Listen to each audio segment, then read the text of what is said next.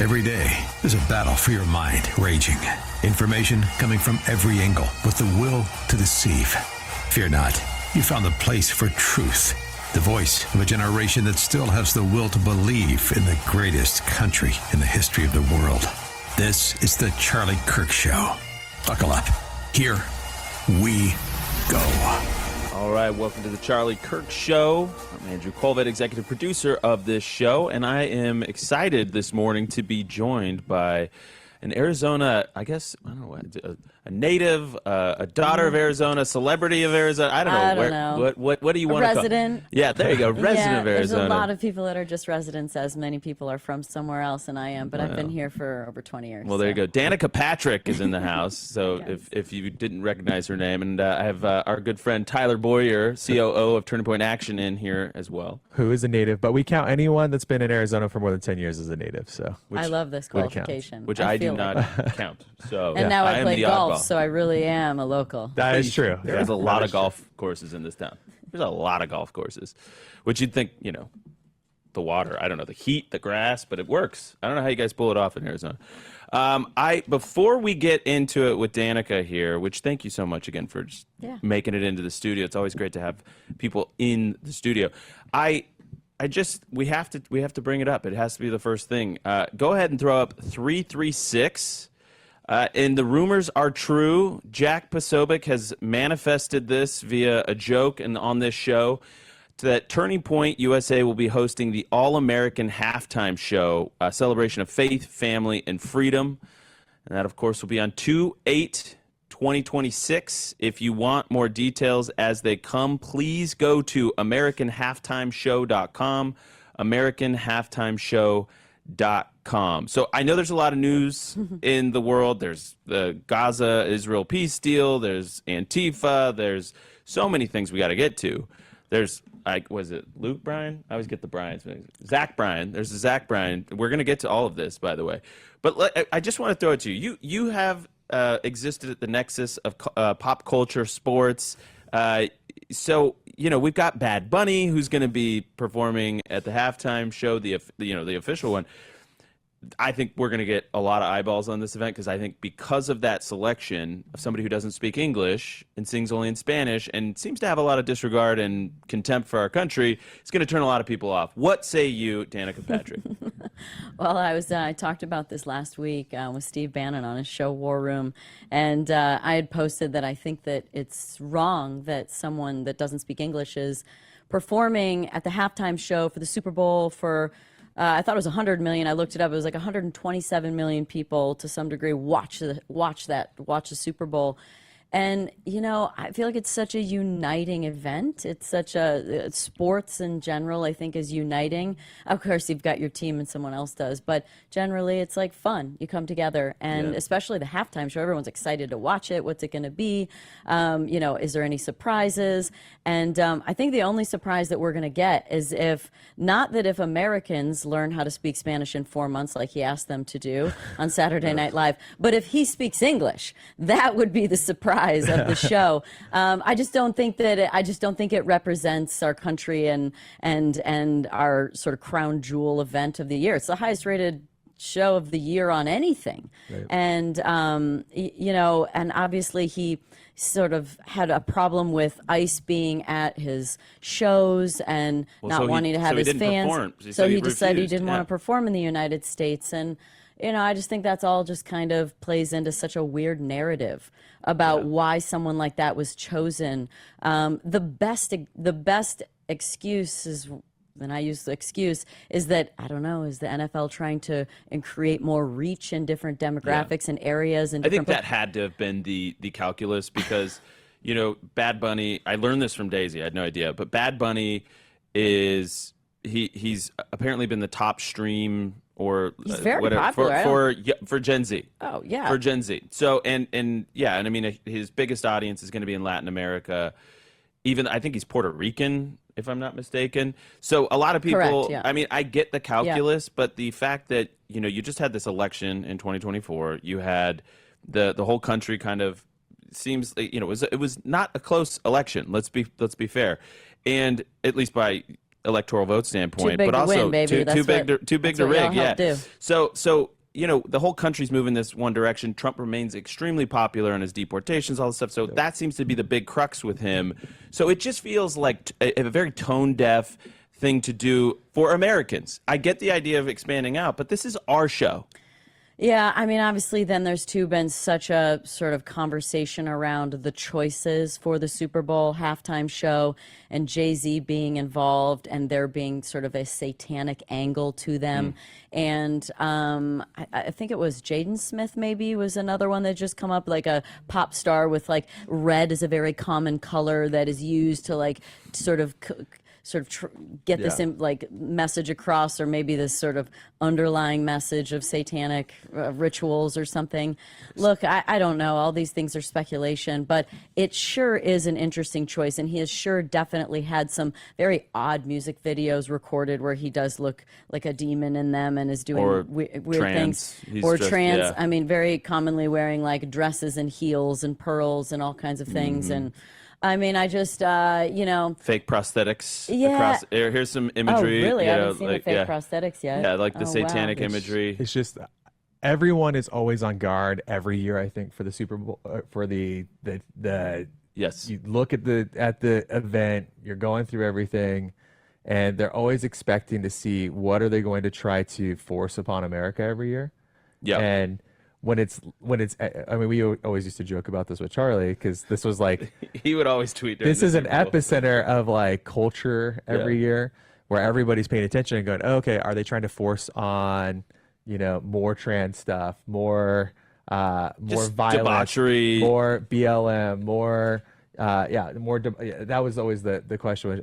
And so sexual anarchy. So the reason why I like what we're doing here is because now the ball's back in the court of the planners of the main event, which is what we have to refer to it as the main event. We now have a cudgel to use against them if they're going to continue to heap contempt on the people that pay their bills and that go to their games and buy the tickets. So now they're going to have to change things, or we'll keep doing it. Go more intense, right? On their side, they're more debaucherous, which that could actually be an outcome that comes out of this, is that they actually respond and double down, force triple their down. hand, essentially. Right. By which proving actually that helps this many people are going to watch this other show as opposed to theirs. And so, I mean, we saw this with the Jimmy Kimmel stuff, I feel like, some of the things I posted about that opinionated. I'm like, look, it's all about ratings. It's about money. And if his ratings had gone down, he wasn't as funny. He was just cutting personal sort of digs at people based on his own beliefs. It wasn't, you can take the stuff that's going on in the world, whether it's politics or whatnot, and make it funny and be super sarcastic. But when you sort of deliver it the way he does, and I'm like, look, at the end of the day, ratings are what matters. And as I said, I was like, the clock is ticking again, Jimmy. And from what I read the other day, it looks like it's not going in the right direction for him. And then he just did an interview yesterday or the day before where he basically said he didn't really know there was a problem until he was taken off the air. It's like, wow, these people they really don't care, do they? They really don't care. And I think that it'll be very interesting to see how the American people or the public or the world even decides to vote with their viewership on whether or not they watch the halftime show, or whether or not they watch your show, or whether or not they watch another one, because maybe there'll be another one too. Yeah, and listen, everybody's free to do it. I mean, this is setting a precedent, which again, we don't like. We want everybody to be united. We want us all to have one cultural touch point. I think it's important that we have one gathering point. And listen, we're not saying don't watch the game. We're not saying anything like that. We're saying there is a line, and when you hire a guy to do the job that hates our country, seemingly, and hates the government, and hates the rule of law that the American people just voted for, and just like, all this weird satanic stuff, it's like, listen, there might be some consequences that you don't like so much, and there needs to be consequences, because there have been halftime shows that went too far. I think they reeled it back in, and there's been some better ones, but this was going to happen whether we did it or not, by the way, to your point. The people were outraged at Bad Bunny. Sometimes you don't try and fix what's there; you start something new completely, and that's the easiest way. And that's what you're doing. I don't disagree. I want to make sure I'm getting the right one here. We've got ad reads is that's not what I have on my list. So, anyways, we will get to it. I don't have that one. I'll say this point too, Andrew, is we have a huge opportunity in front of us now with this event to execute it in a way that might change how America views these big events in the future. Because this has never really been attempted before. Yeah. And I know, and again, this isn't unique. There's many different groups that have talked about this, and so we want to give a nod. There might be multiple different things, but America using the ability to press the off button and to use their wallet actually to make decisions is really critical. It's not just zombie their way through the things that are put in front of them. And so this is a really, really important cultural moment for America. I agree. We'll see what happens. More in the break. We're going to keep going. We'll be right back.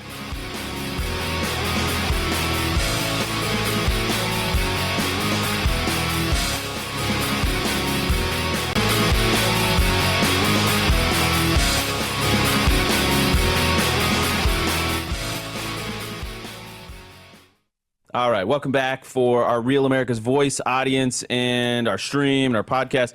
So I think what's going to happen here is I think the turning point one, I mean, everybody's been asking us to do this. I have not seen anything in our inbox at freedomatcharliekirk.com that has been so unanimous. Everybody's like, I want to go. Yeah. And I can just tell you because we have a website there.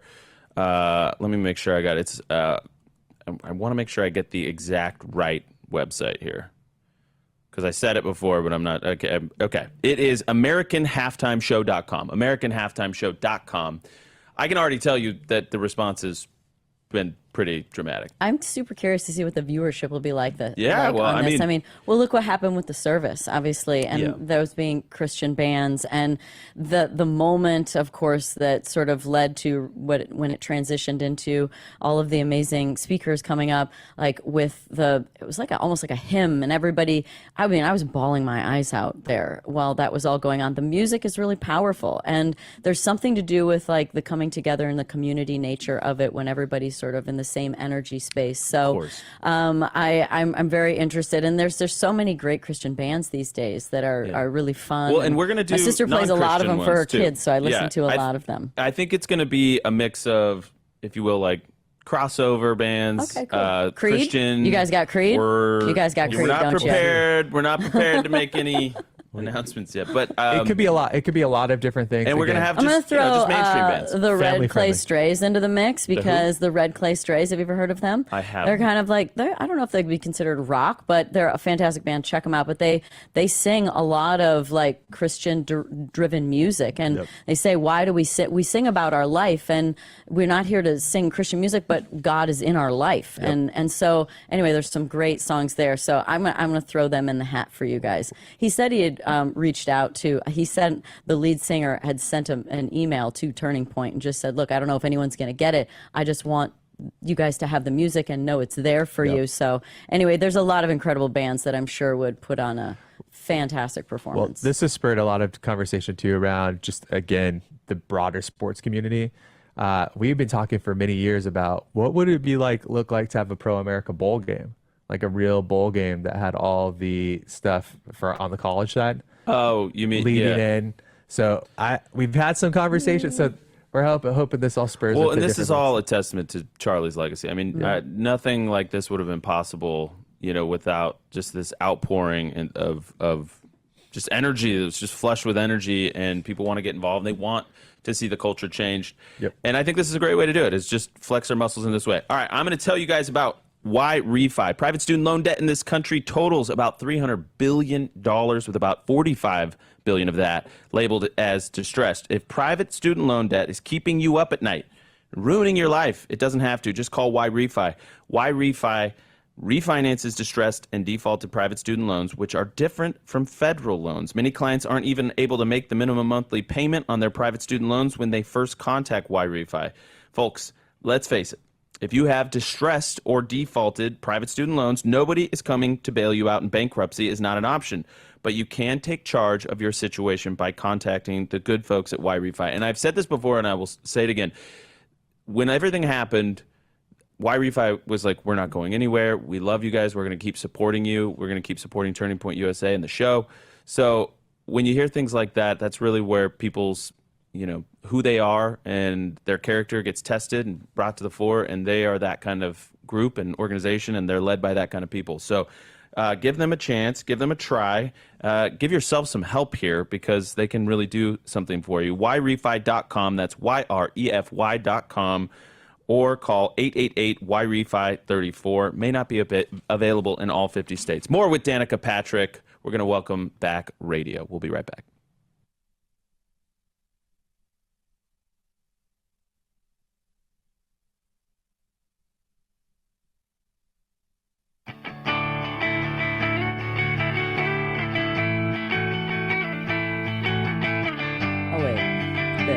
I love how people were like, these were devil horns at the service. And I'm like, yeah, that's I love I you. love you, yeah. I don't know. Listen, the internet's going to internet, and I've stopped trying to figure out all of the things on the internet. Well, I think people just just like drama at the end of the day. And sometimes it's very fun to think that it's not this way, it's the other way, and everyone's going to get something and wants to find something to fit their narrative too. Or and just, people like going down the rabbit. It's like there is something very seductive about it.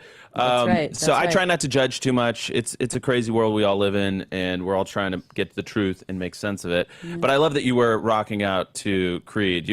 If you wouldn't have seen it on camera or on the stream, but Danica was literally rock. Like, I think it was like a soft headbang. It was a soft headbang, and I did the headbanger hands too, which then I said was the part where they popped it. It was the I love you hand. Yeah, so, exactly. I just want, for the audience's sake, we're going to be bringing Jack Posobiec in just the next segment. We're going to talk about Antifa. We're going to talk about the Gaza peace deal, and Danica is going to sit around and hang with us for all of that, give her input.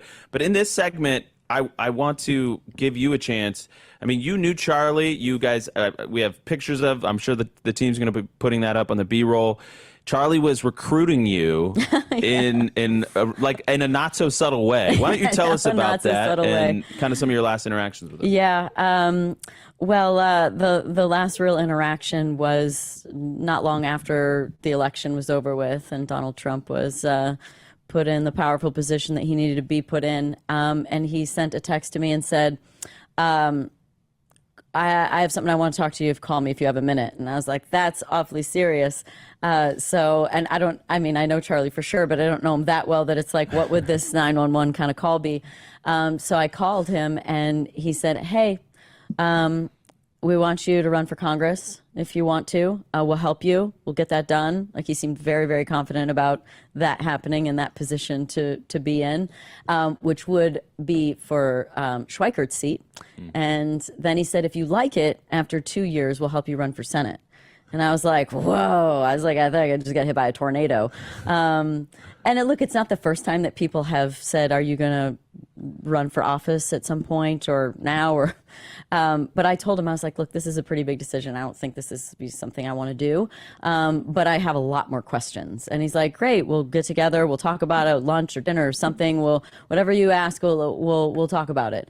And we didn't end up having that lunch or dinner, that deeper conversation about it. I think that's about the point that he ran off to Mar-a-Lago for a couple of months and was doing the good work that whatever he was doing, probably doing what he did to me with a whole bunch of other people, given the fact them into roles they didn't necessarily think. Planning the next, 12 years of the country.